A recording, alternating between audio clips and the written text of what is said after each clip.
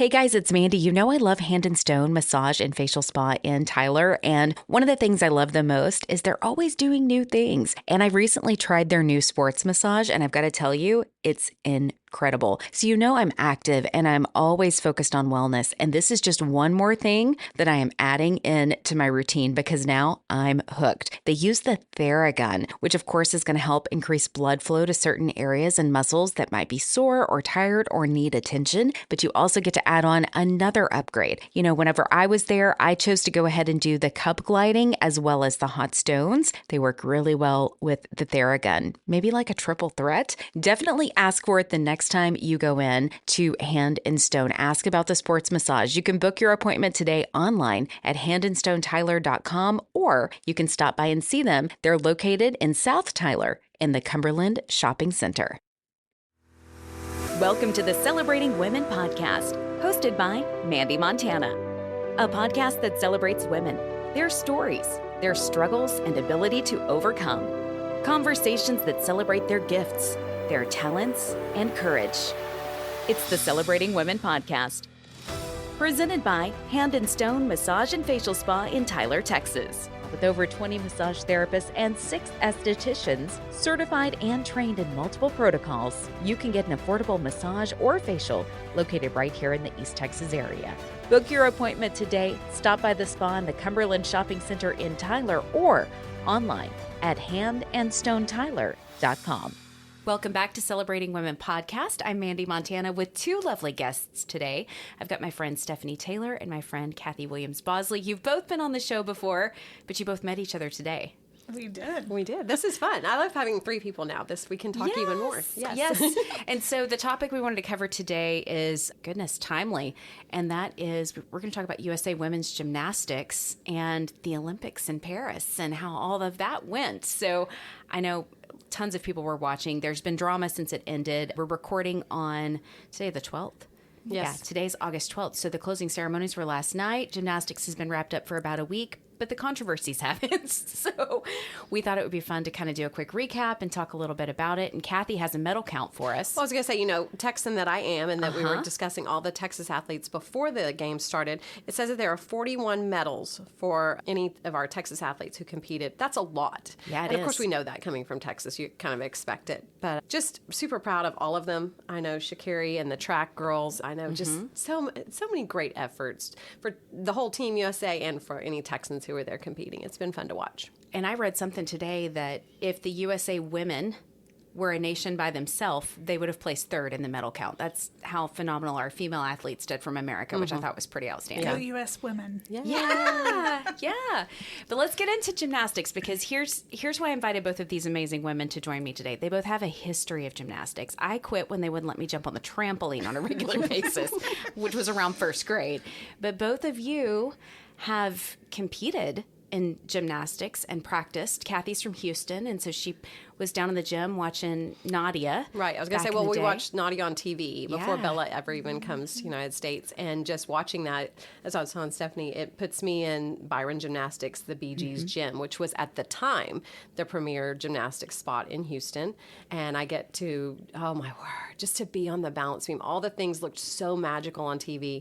And now here I am getting to do, beam was always my favorite. I just felt like that was so much fun. So yes, very energized and excited about it. And then to watch, and I know you did the same thing every year, the next group. So Mary Lou and her group, and then Carrie Strug and her, just the next and the next, Dominique Moscianu, Kim Zameskel, Sean Johnson. Every year to watch whoever it was, especially the ones who trained in Houston, you kind of felt like, they weren't necessarily always from Houston, but you felt like they were your own, and you'd go watch them. They'd have them there. They'd have a show that you could come watch them. Sometimes it was before trials, but also after the Olympics, which is what they're about to go do right now. Like an exhibition? Yes, exhibition rounds, and you can go watch them. And it is always amazing to go. I know you did this too. You're not as short as they are, even though we're both petite. But to walk up to them and see how short they are, those little powerhouses, but it was so exciting to be a part of it. Simone is like 4'8". Yes. Which is tiny. I'm 5'2". I would be tall next to her. That's what happens. Everyone's tall next to them. Everyone. Yeah. And she's married to an NFL player who's like, probably 6 something, close to 7 feet. Yeah, he's got to be 6 something.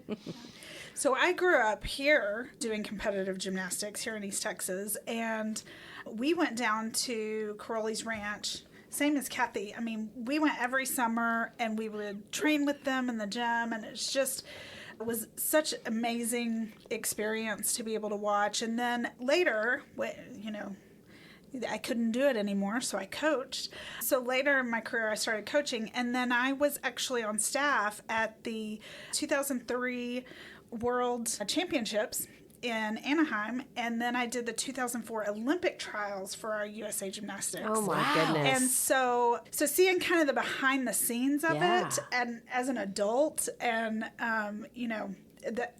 our last podcast was, what do we want to be when we grow up? And I said, if you asked me when I was 10, it was Olympic gymnast or a sportscaster. So you're making all my dreams come true today. I get to talk about all the things I love today. And so I've even seen kind of the backside of it, and what, we hosted at World Championships, we hosted 100 countries. It was the 100th anniversary, and we were in Anaheim, and just that podium training and all of the behind the scenes drug testing and press interviews. And I mean, so people don't know, when you medal at one of those, either the Olympics or World Championships, you immediately go to drug testing as the first thing that you do. I did not know that, and I'm so glad to hear it, because of course everybody suspects, if you got a gold medal, then you probably were doing something you shouldn't be doing, and so they probably like being cleared as well. And I don't know about other sports. I would assume so. So one of the things I did at World Championships is, if you won a medal, you went straight back, and there's an agency. It's called the U.S. Anti-Doping Agency. And you go back, you drug test, and then you can do your press interviews, and then they can confirm your medal and all that good stuff. So it's really interesting to be behind the scenes on that, and to see where the athletes stay and how they train and what they do in their off time. I get all the good gossip about all the countries. Do you want to share any of that this time, or is that another podcast? That might be another podcast. Okay. But it just was really exciting to watch the Olympics. I know there was a lot that people may have questions about. So, I'd love to talk about kind of the scoring and Jordan Childs and what happened there, and what we're waiting on a little bit. When did the scoring change? Because for years, somebody got a perfect 10, and that was a big deal. Mm-hmm. And now there's like a difficulty score and an execution score. So it seems like maybe the last, 6 or 8 years, I feel like that must have changed, because I don't feel like it was that long ago that I was seeing 10s. I know they did in Tokyo. I'm not sure if Rio was the first place to do it. I don't think so. It's been a while. I'm looking. 2006. Okay. So quite a long time ago. Mandee's years. Not been paying attention. So the big thing was the perfect score, right? Right. The 10. And so now they divided into a difficulty score and an execution score. So what you remember as the perfect 10 was more of an execution score. Everyone started with a 10. Mm-hmm. And they deducted from there. And now, because the routines, and if you look at Nadia's routine versus Simone's routine, quite different. It's quite different. The difficulty is amazing. Right now, Simone Biles does the most difficult vault in the world. Mm-hmm. Right? And it's scary, and that's why she pulled out of the last Olympics. I mean, it is, no one else can do it. Mm-hmm. And so the difficulty score is how difficult are your elements, and then your execution score is how well did you execute. So if they don't feel like they got the right difficulty score, they can appeal that. And it happens pretty immediately. They get the score, they submit the appeal, and then they can go back and reevaluate the skills to see if they missed something. And the reason they appealed is they missed, and you might have seen it, it's kind of this leap combination, a jump combination in Jordan's routine. And so they didn't give her credit for it in the difficulties semifinals or on that last floor routine. So they decided to finally appeal the second time. Mm-hmm. So then the Romanians, of course, it bumped them out. Nadia's in the audience. You mentioned her earlier. Yes. So she has a lot to say about this as well. I'm sure, yeah. Which is just fun to watch her and see her there. And it's literally her entire life. has been, and her husband own a gym. She married an American gymnast, Yes, Bart and Connor. I watched him the whole time he was competing back in those days. Yeah. And then they're over here, aren't they, in the Northeast somewhere? They're in Norman, Oklahoma. Oh, they're in Oklahoma now. He competed for Yes. OU, and they stayed there. And so that's what put her score above the Romanians. And so the Romanians' appeal now is that they didn't submit Jordan's appeal in a timely manner. They didn't meet the time requirements. Which is like 1 minute, right? Which is pretty 1 quick, minute. especially when it takes as long as it does to get the scores and then the celebrations and confusion. So it really will be interesting to see how this shakes out. And just, it's, heartbreaking for everyone. Mm-hmm. And they all performed beautifully. I mean, I was astounded by the beautiful women's gymnastics that I saw. The level is so incredible now. Incredible. I just when you see, starting, I mean, you just have to say Simone's name first, but when you see her and you watch in a world of AI, she's a human AI to me. It's so, the level of perfection, the height of her legs whenever she's in a split jump, the height of her vault, her anything at the end of her floor routine, her height just is incredible, and her just every point of her body is in the most perfect place, doing exactly what it's why it's a 10. Everything she does is just it's on mark. It's much different than when Kathy and I were doing gymnastics. Yeah, well, I mean, the remember just difficulty watching. just is amazing.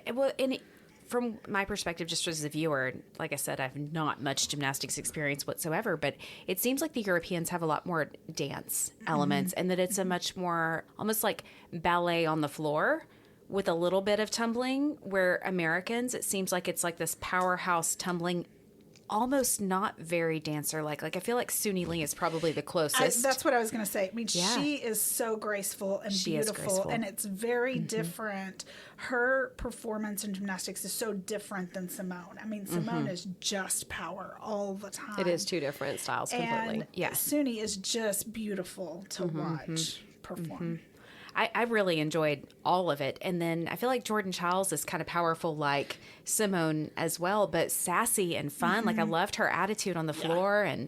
And I thought it was a really neat moment when she and Simone recognized, oh my gosh, I've forgotten her name, the Brazilian gymnast that won gold on the floor. And I think I sent that to you as soon as I saw it. Yeah. And I'm just saddened by the fact that, like, this whole bronze medal controversy is probably going to, take some attention away from the really lovely moment of 3 women of color being on the podium for the first time together, which I think is pretty outstanding. That was amazing. Yeah. And just a cool moment where they were honoring her and like bowing down to her, and just like, we should all be that supportive of one another. Yeah, I've got chills all the just time. thinking about I it. know. Yeah. It was When an amazing moment. the interview with Hoda, where she gets to sit down when she's finished with everything, and she finally goes and sits down on the couch and discusses it all.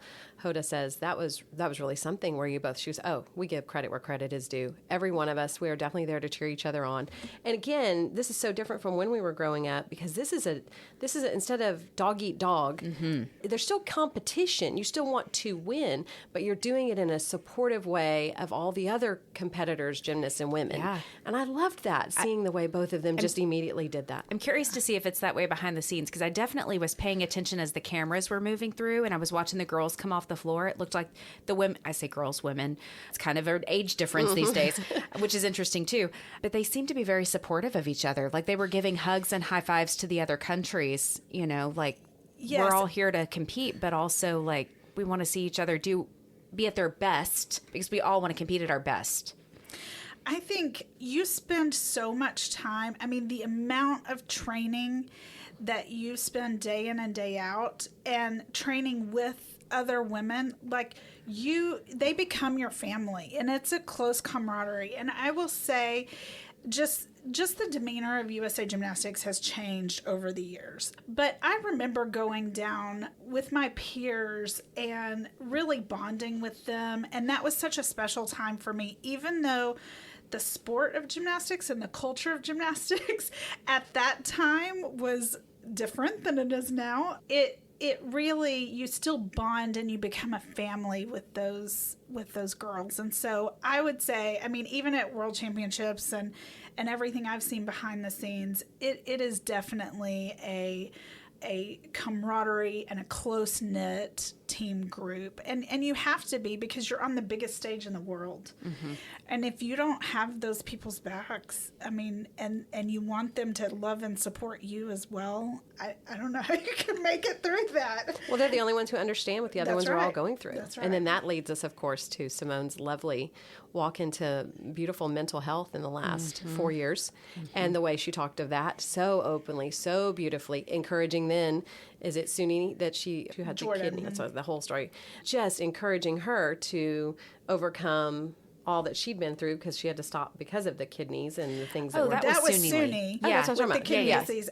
disease. But Jordan, she actually invited Jordan to come and train at her gym. And so they train together now. Right. And so that was... She's encouraged both. I mean, just to come along, but I think as that mature person to come along also and say, this is great, work really hard in here, but also take care of yourself, your mental health, overcoming the way we're going to, take this on, and just all the whole package that comes with it. I love the way she promotes that. And they're performing as more mature women now, too, because for years and years it was teenagers, that were competing at that level. And now absolutely. we're seeing women in their 20s. I mean, Simone was 27, is that right?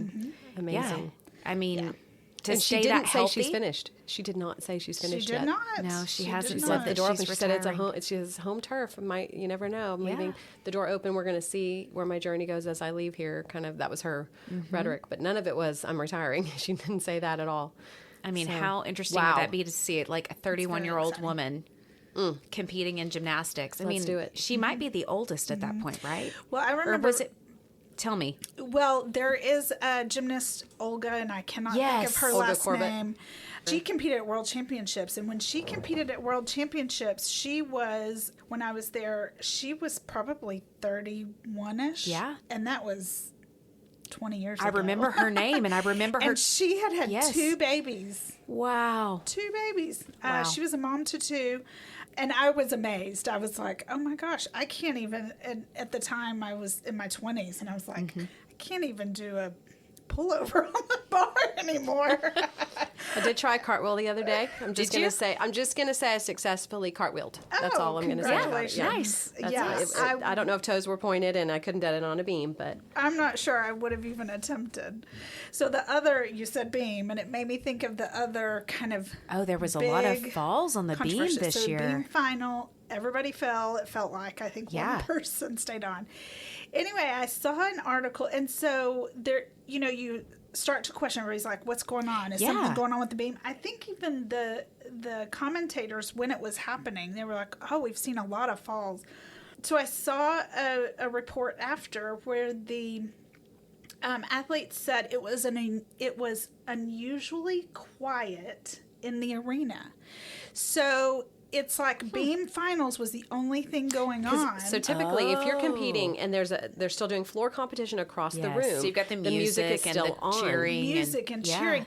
And she said people were even hushing, and that the athletes were asking to play some music or to put on some background noise. Yeah. Because what happens on the beam is you get so in your head, because it takes so much discipline and concentration to be on a 4-inch beam and do what they do, and they're used to all that noise, and they're used to people cheering them on, and they said it was just so unusually quiet that they had way too much time to think. I can believe that. That would make you more nervous. Sure. Yeah. And so it just nerves Because were shot. they've just got muscle memory, right? Most of the time, they've got all this other distraction going on, and so they're just execute muscle memory, and they're used to that wall of noise. Like, so a lot of us probably have either music going or a TV on in the background sometimes when we're doing other tasks.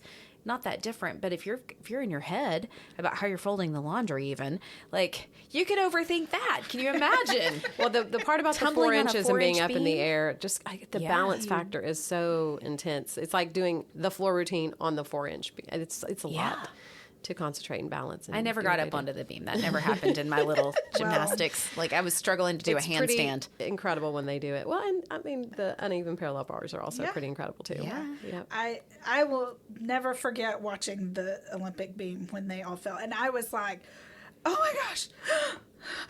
Yeah. and my kids are like, "What is happening?" in our living room?" But yeah, it was hard to watch, but they all got back up. I think Suni's fall was probably the hardest to watch. Oh my goodness, yes. And they all got back up and were so poised and finished every single routine just impeccably. And every one of them. And that's what it's about. Like, you have to have the discipline to just get back up and smile and nail the rest of your routine and move on from that, because you have other events to compete in. There's so life it was lessons pretty in that. amazing. It was amazing to watch.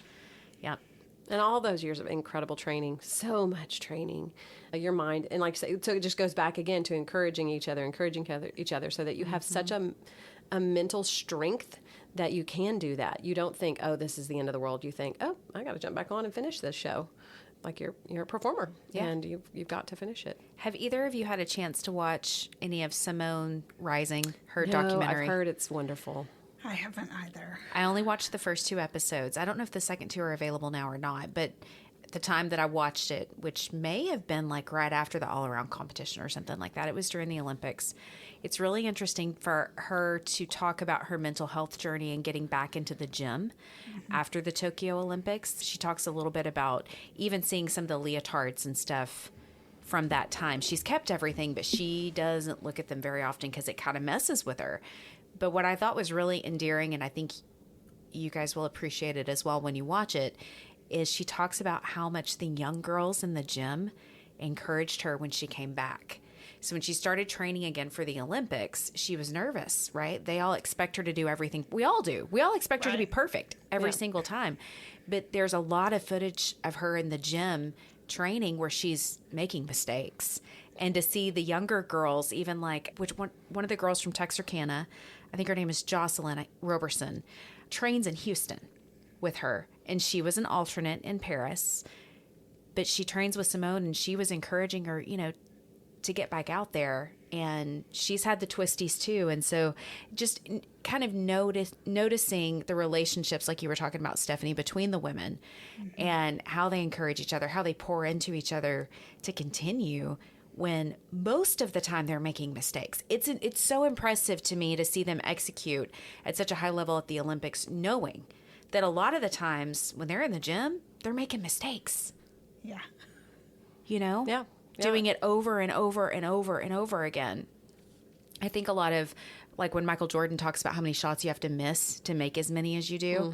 If you think about that in the gym and the potential for injuries, it just blows my mind what they're able to do in competition. Yeah. I remember in my gymnastics, and I'm so proud of Simone for bringing that mental health component. Absolutely. I mean, it was just so different back in the 80s and 90s. And like I said earlier, I think that USA Gymnastics and women gymnasts have come such a long way. And I'm so proud of her for saying, this is not safe for me to do this, and I'm not going to do it. I'm not going to risk myself and to really bring that focus on mental health. I remember our kind of tagline in the gym was, practice doesn't make perfect. Perfect practice makes perfect. And so every moment of every day, you were trying to be perfect. Absolutely, yep. You were trying, and it wears on you after all those years. Yeah. And so I just, again, with her level and her being in the spotlight, I'm just really proud of her for speaking out so that more women can follow that lead. And I think it has really improved USA Gymnastics as a whole. I mean, she has impacted the sport of gymnastics around the world in just talking about the mental health and the mental aspects of such a tough sport. And her books she's written, the series that you're talking about. And then, silly me, I'm always on TikTok. I'll always tell you about something. She jumped on there with the girls. So I've been watching the training the entire last year. And so what I took away from that is almost every time they posted anything, not only did she have a huge smile on her face, and it wasn't her Simone performance smile, it was genuinely, I'm with these silly girls and we're being funny right now. It was laughter. and watch us. We're going to do this little competition between the three of us this time. And you could see, I want to say, like, joy and laughter was brought into the gym that maybe wasn't there years ago, because Bella and the Romanians made it all quite oppressive, if I recall. I mean, when I would watch it, it seemed way more serious back then. Very regimented. Yes, that's a good word for it. There was nothing... There was no TikTok back then. Funny. There would have been No nothing like playfulness, that. right? That's what I mean. Yeah, just to take that moment and laugh at yourself and breathe and do that. And then I'm sure they got right back to work, but to do that and then to include the public watching them, to say, here, come in, here's a little snapshot of our day today. That was huge. That was really big. I think all of that speaks to the next girls who are going to come up and want to try this. And they're going to come at it with a different attitude than, I'm going into this only mindset, regimented, only competing, I'm a robot. It's not like that anymore. Well, I'm so glad you brought that up, because I think in life too, like, we are happier when we are at play as humans. And there's an element of work, but you can find some play in work. You can find some fun, because neither one of you went into gymnastics to be a regimented, disciplined person, did you? It looked like fun. No, it looked like fun. Yeah. No. Yeah. And I will say, even though I grew up in that kind of culture, those were some of the best times of my life. Yeah. Still. Yeah. I think my coaches did a really good job of keeping that fun element and that camaraderie, where some gyms did not have that. And I am grateful for that. And I have made some lifelong friends. We talked about friends that I did gymnastics with earlier. I see them all the time, just here in town. And I've known them since I was 4 years old. Wow. And so it's just a neat, I mean, they will always have a special place in my life. And so, yeah, I think even such a disciplined sport, I think that they've come a long way, including that joy and helping those gymnasts find that joy. And yeah, I hope we can continue to grow and become better at supporting these amazing women. And I think we've got some gymnasts coming to Tyler, don't we, Stephanie? We do. I saw something about the Alzheimer's Alliance is having Lori Hernandez speak in September. Yes. Oh, I love her. Did you not love her job, the way she took everything on and handled it? Full grown, like a very professional woman, but also her sweet little smile and her fun sort of antics that she always had whenever she was in the gym and that sort of thing. Oh, she brought it all together beautifully. She's a doll, and she's as cute as she can be. So the Alzheimer's Alliance, her grandmother had Alzheimer's, and so she has this firsthand account of what that's like. And yeah, so she's back from Paris, Yes. or will be soon. And they're going to do, it's their biggest fundraiser. They're going to do that on September 26th at Willowbrook and have Lori Hernandez. And then there's actually another nonprofit in town, Courage Health. They used to be Footsteps for Life. And they're having Shannon Miller on September 26th as their guest speaker, too. So we have two opportunities to see two Olympic women's gymnasts right here in Tyler and supporting local nonprofits. So I think that's pretty awesome. That's wonderful. And you know how many little amazing. girls are going to want to go see them and get excited about all of that. And grown women, too. oh, yeah. I mean, the little girl in all of us. yes. Yes. So actually, a friend of mine who I competed with, met her, 30 years ago, reached out to me on social media and was like, tell me about Lori Hernandez coming to town. Can we get a table? What can we do? And so it's just so neat that a sport like this is so strong in our country and represents our country so well and brings together women across their entire lifespan. So. And has overcome challenges, too, because there were some pretty deep, dark things that were happening for a while in USA Women's Gymnastics, and we don't have to go into a whole deep dive on that, but with Larry Nasser and some of his, I don't even know what to call the atrocities that he was committing, but it seems that things have really turned around and there has been like a new leaf. I feel like Simone is that turning person. So you have Allie Reisman. Because she experienced some of that, and yes. she's one of the last names you hear who is examined or put into. And from everything I've ever heard, it isn't nearly as deep in her world as it had been in some others before her. But I think she's one of the last names you hear that's a profound name that's anywhere attached to his. And then so again, you have this, let's usher in a new time of mental health and standing up and saying no, and that's not okay, and all of those things. So thank goodness for her. Yeah. USA Gymnastics they were going to purchase the Caroli Ranch as the training center, and they severed their ties and didn't do that. And then they completely did an overhaul of USA Gymnastics leadership. And I think the new president has done a great job moving forward and supporting these athletes through their healing. I can't even imagine what that was like for them. And kudos to Allie Raceman for really speaking out. I mean, she's been the voice of that. And I just think that USA Gymnastics has come a long way. Now, they still have a long way to go. Yeah. But I think with great leadership like Simone and Suni and Jordan and Allie, and I mean, there's just so many great athletes that have represented the U.S., and I think that they are just helping move the mark in a remarkable direction and have done so much so quickly. I think so too. So we're looking forward to Los Angeles 2028. I've got to figure out how to get tickets. Did either of you watch the closing ceremonies last night? I did not. I just saw snippets. So. I thought it was really fun. There was a lot of celebration of Los Angeles and Los Angeles artists. So my background in music, I really just enjoyed the heck out of seeing Red Hot Chili Peppers and Billie Eilish performing in celebration of the games coming to Los Angeles. And then also we had Snoop Dogg and Dr. Dre, which I find so entertaining because Snoop Dogg did such a great job at the Olympics.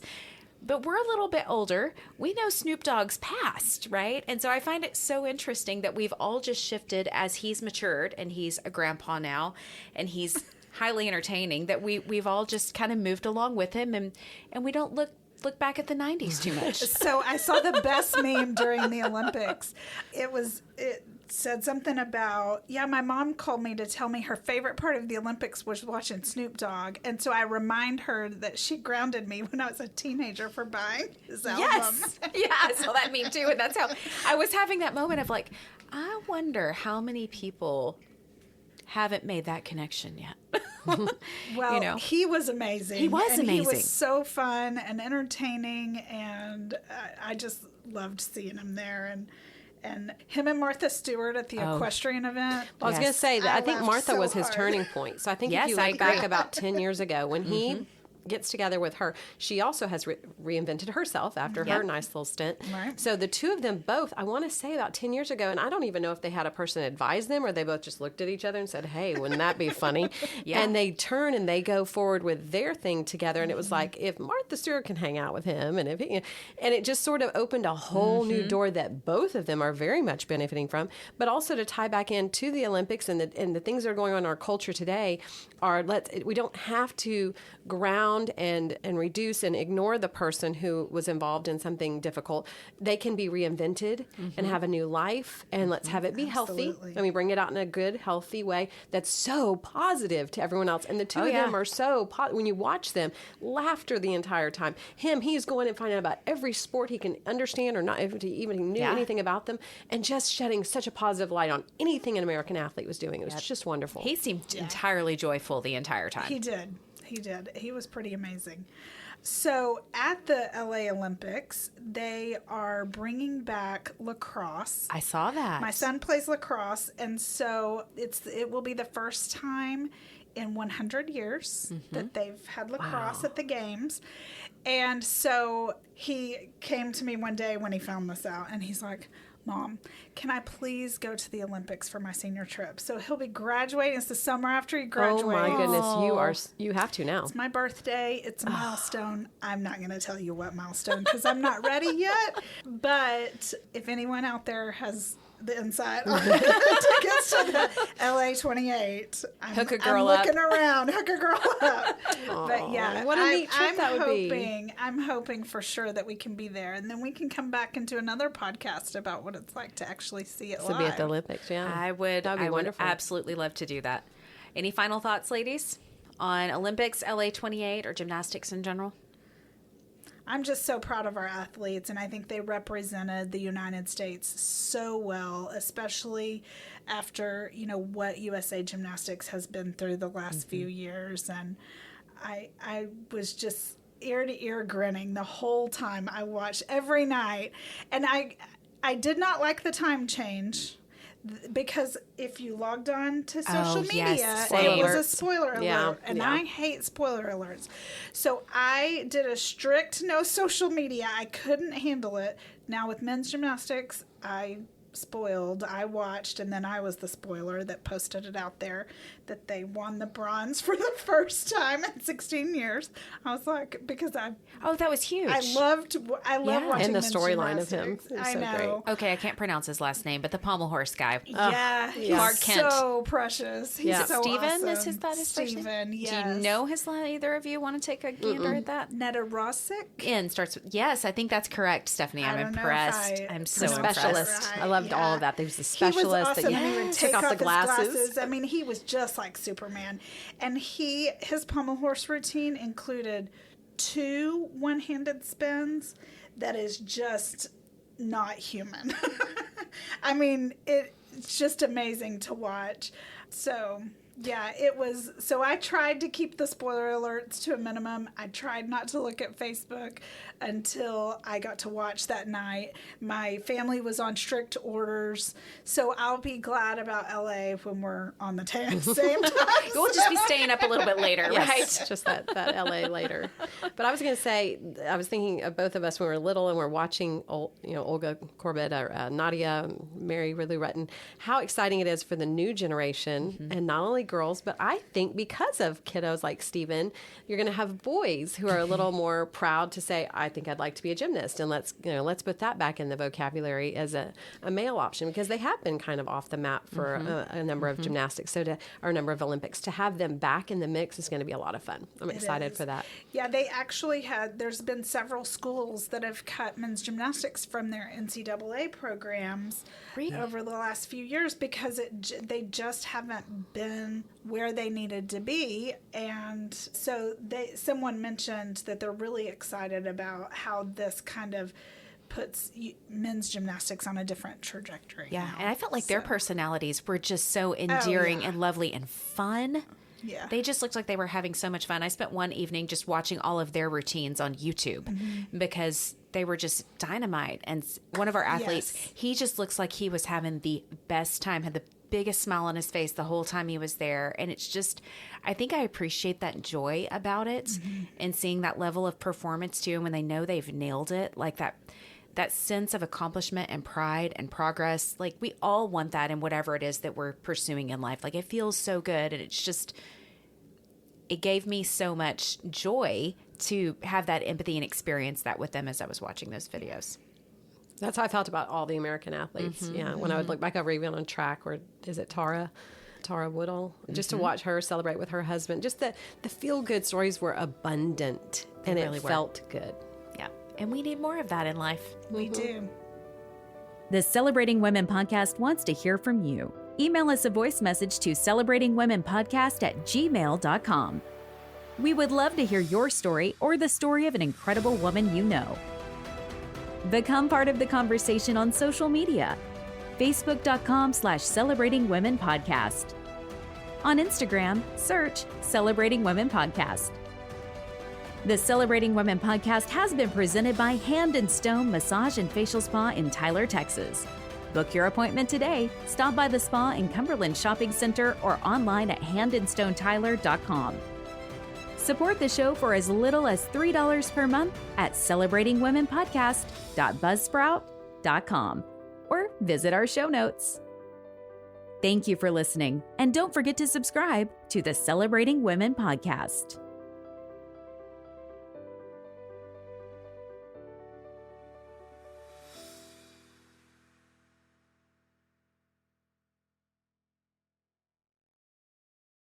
Hey guys, it's Mandee. Have you been struggling to lose those extra pounds? Oh, I know. I have totally been there. An extra, 15 to 20 pounds can totally creep up on you in perimenopause. Or at least it has with me. And I think I found it early. I hope it's not happening to you. But if it is, I've got the solution. You can lose up to 15 pounds in 8 days with an incredible product line that I found and I want to share with you. Get a custom product recommendation with a complimentary wellness screening in the show notes. Just click Zing with Mandee.